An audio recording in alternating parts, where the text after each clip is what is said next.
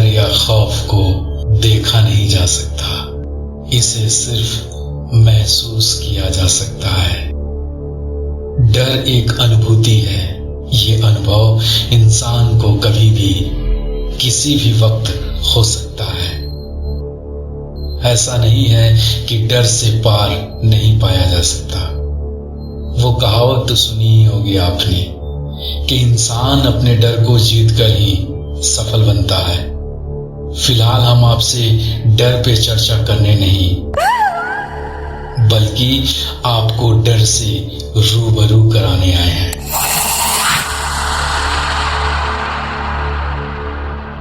नमस्कार दोस्तों, मैं हूं एसएन सिंह। स्वागत करता हूं आपका हॉरर एक्सप्लेनर में। आज मैं आप सबको रूबरू कराने जा रहा हूं एक ऐसे हॉन्टेड हाउस से जिसको देखने मात्र से ही आपका कलेजा थर थर कांपने लगेगा। तो चलिए चलते हैं कहानी की तरफ।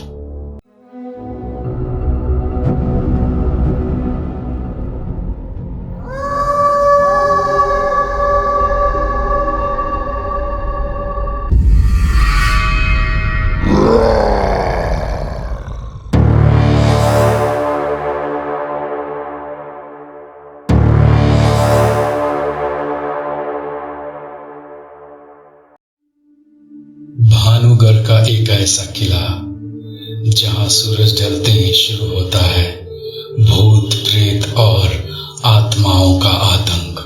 जी हाँ, 21वीं सदी में ये बातें भले ही आपको काल्पनिक लग रही होंगी, मगर ये सच है।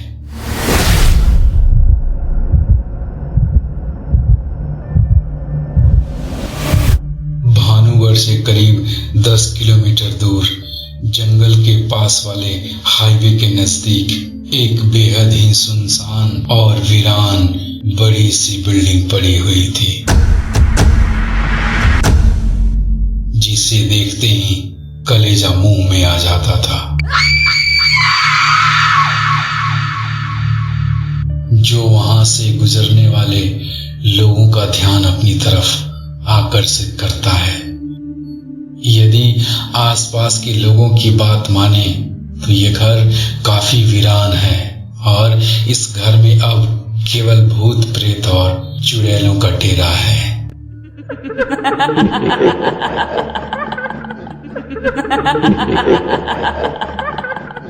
इस घर को ध्यान से देखने पर घर से ज्यादा डरावनी और भयानक इस घर की पार्किंग एरिया है।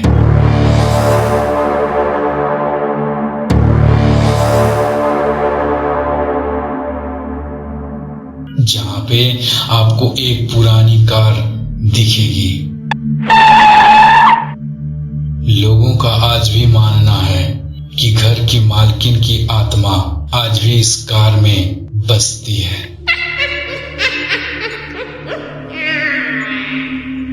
एक बार अमावस की काली घनघोर रात को, जब चारों तरफ अंधेरा ही अंधेरा छाया हुआ था,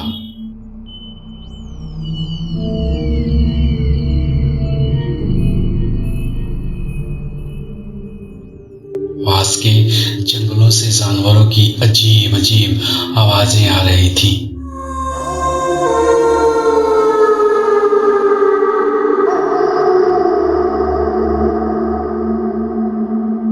आसमान में बिजली चमक रही थी।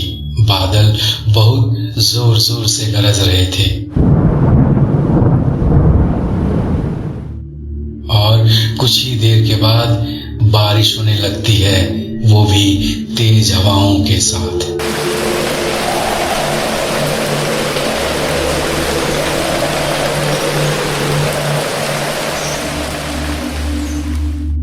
रात के करीब 12 बज रहे होंगे कि उसी वक्त एक ठेकेदार अपने बेटे और बहू के साथ उनके शादी के बाद लौट रहा था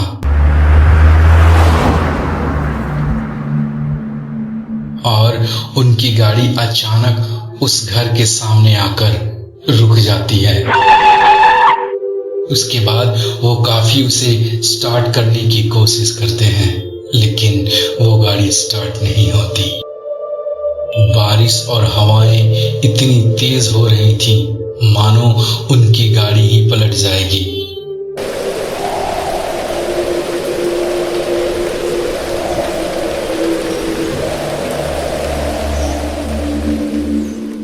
उनको कुछ समझ में नहीं आ रहा था।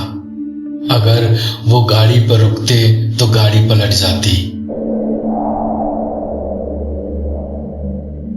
तभी ठेकेदार को उस वीरान घर में जाने के अलावा कोई रास्ता नहीं सूझा।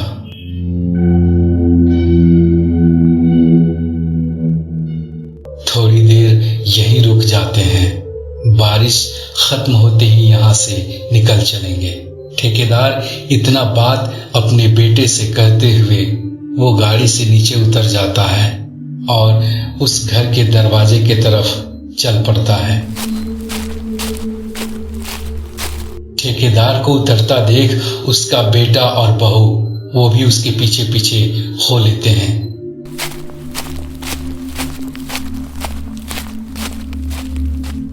और दौड़ते हुए घर के दरवाजे पर जा पहुंचते हैं।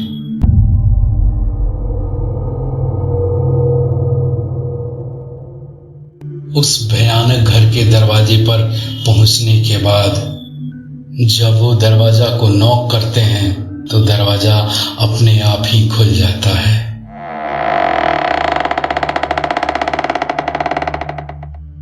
जब वे अंदर जाते हैं तो उन्हें मोमबत्ती की कुछ धीमी धीमी रोशनी नजर आती है।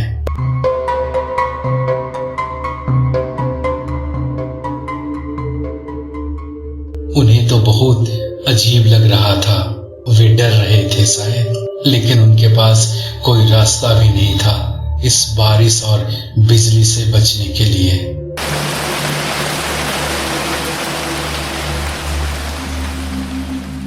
वे सोचते हैं कि यहाँ तो कोई रहता नहीं इस वीरान खंडहर में, तो इतनी रोशनी कहाँ से आई।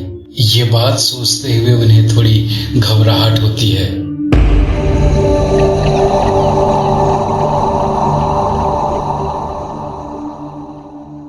पर वो ठंड से कांप रहे होते हैं। बाहर बारिश अभी भी बहुत तेज हो रही थी, बिजली भी चमक रही थी और हवाएं भी तेज चल रहे थे। तभी ठेकेदार ने अपने लड़के से बोला, ठंड लग रही है, यहाँ लकड़ी दिख रही है, थोड़ा इसमें आग जलाओ, तभी हम बच पाएंगे, वरना ठंड से ही हम मर जाएंगे। इसके बाद ठेकेदार का बेटा आग जलाता है।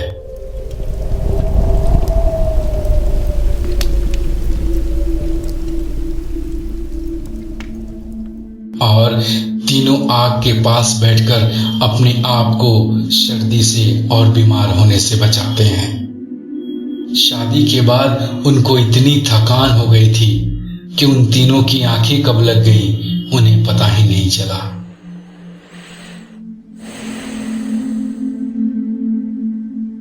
लेकिन उसके कुछ ही देर बाद ठेकेदार को घुटन सी महसूस होने लगती है। उसका गला सूखने लगता है। उसे ऐसा लग रहा है जैसे कोई उसके गले को दबा रहा हो। तभी अचानक उसकी नींद खुल जाती है।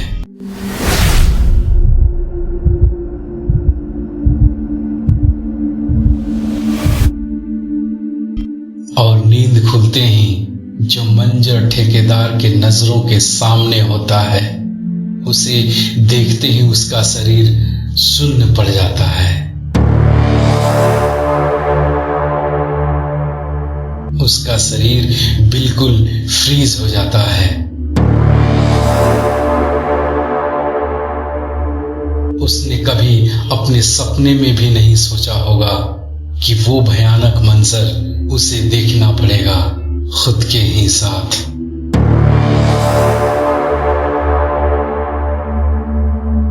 क्योंकि उसके सामने दो भयानक खूंखार, जिनकी बालें लंबी लंबी और नाखून तो जैसे उसका पेट ही फाड़ डालेंगे। वो साड़ी पहने कोई और नहीं, वो गुस्सैल चुड़ैल थी।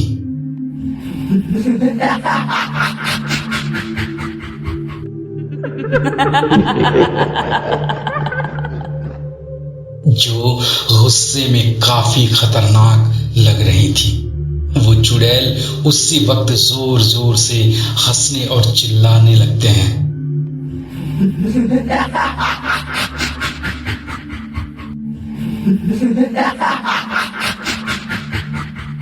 उसमें से एक चुड़ैल ठेकेदार से चिल्लाते हुए कहती है, क्या मिला तुम्हें मुझे और मेरी बहन को जान से मारकर, हमारे बच्चों को अनाथ बनाकर? आज हम तुझे ऐसी मौत देंगे कि देखना तो छोड़, डर से सुनने वालों की सूसू निकल जाएगी, कलेजा फट जाएगा।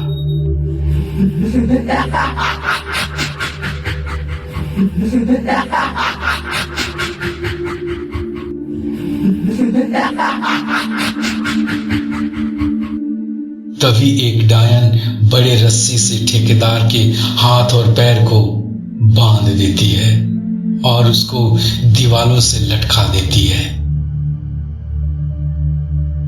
ठेकेदार चिल्लाने लगता है, बहुत जोर जोर से चिल्लाता है, लेकिन उसकी आवाज उस कमरे से बाहर नहीं जा रही होती। और वो चुड़ैल कहती है कि चिल्ला, चाहे जितना भी चिल्ला, तुझे आज हमसे कोई नहीं बचा सकता।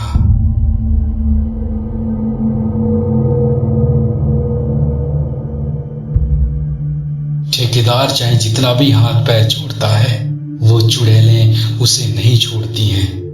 एक चुड़ैल तभी उसके पैरों को बड़े से हथौड़े से कीमा बनाना चालू करती है, वो भी बिल्कुल उसके पैर के नाखूनों से। तो दूसरी कट्टर से उसके पैर और हाथ के टुकड़े करने लगती है।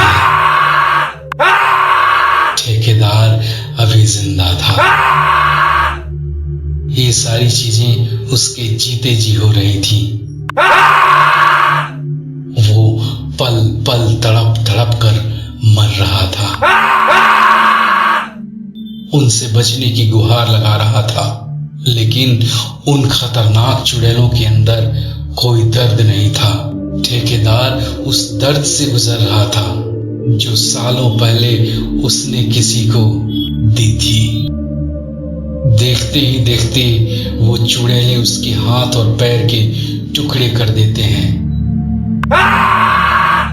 उसके घुटने और उसकी जांघों को कीमा बना देते हैं। अभी भी ठेकेदार थोड़ा जिंदा ही था। अब वो बस अपनी मौत का भीख मांग रहा था।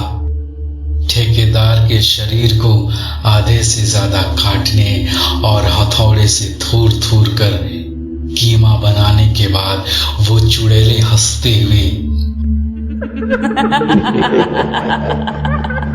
और जोर जोर से चिल्लाते हुए कहती हैं कि हम भी तुझे उस दर्द का एहसास कराना चाह रहे थे, उस मौत के डर से रूबरू कराना चाह रहे थे। जो दर्द तुमने दूसरों को दी, अब तुम्हें पता चलेगा मौत क्या होती है, दर्द क्या होता है, अपनों से बिछड़ने का गम क्या होता है और डर क्या होती है।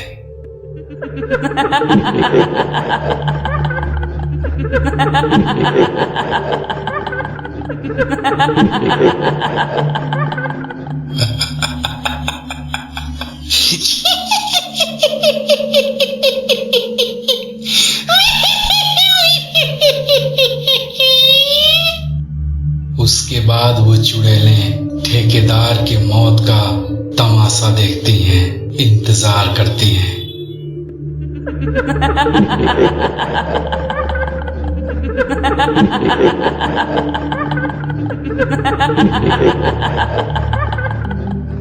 ठेकेदार की तड़प तड़प की मौत को देख वो काफी खुश होती हैं और अंत में जब ठेकेदार का प्राण निकल जाता है, वो मौत के मुंह में चला जाता है। उसके बाद वो दोनों चुड़ैलें अचानक से वहां से गायब हो जाती हैं।